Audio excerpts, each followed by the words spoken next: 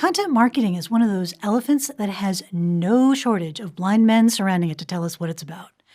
We do have different definitions. Here's one that I've used in the past.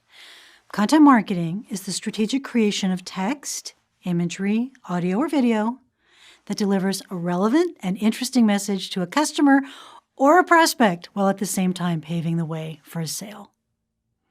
That's a bit abstract and wordy.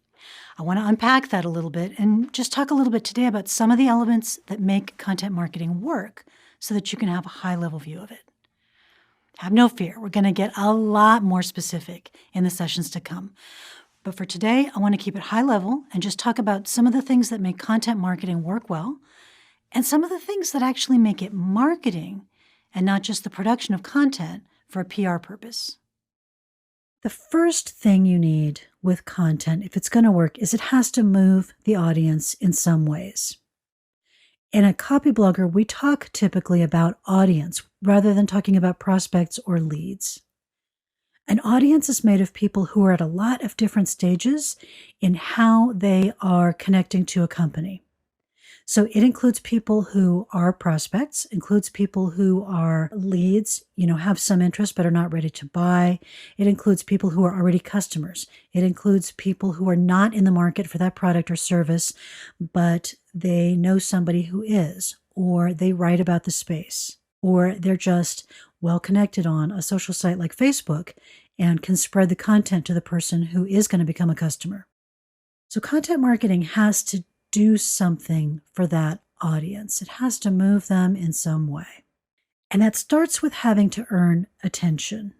You need, as a professional content marketer, to be really aware of a pretty widespread corporate and business attitude of entitlement.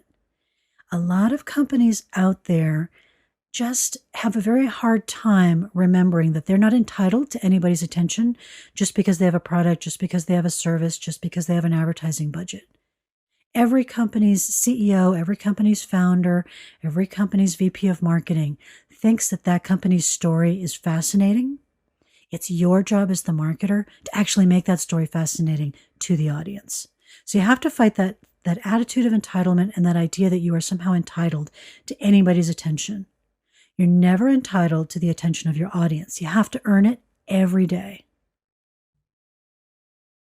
And there's another side to this, which is that, yes, you actually can move your audience, even if your topic is what most people would consider boring. So certain topics people think of as being boring, and certain topics people think of as being exciting. And a lot of people think that maybe a topic like dentistry or accounting is not an interesting topic, or mechanical engineering, not an exciting topic.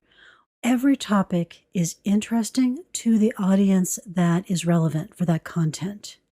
But you have to use some skill as a writer. You have to use techniques like humor or stories, or use the frustration of your audience with problems that come up day in and day out in their topic.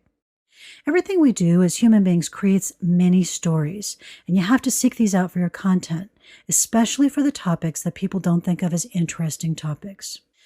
Now, here's the thing. If your content isn't successful, if it's not getting audience attention or keeping that attention, it might not be good enough. And how can we tell the content is worth consuming? It's worth consuming if people consume it. It's worth consuming if people are reading it, listening to the audio, watching the video, and sharing it, giving it exposure to a wider audience. So that leads to the third thing that works, that makes content marketing work, which is it has to have some spark.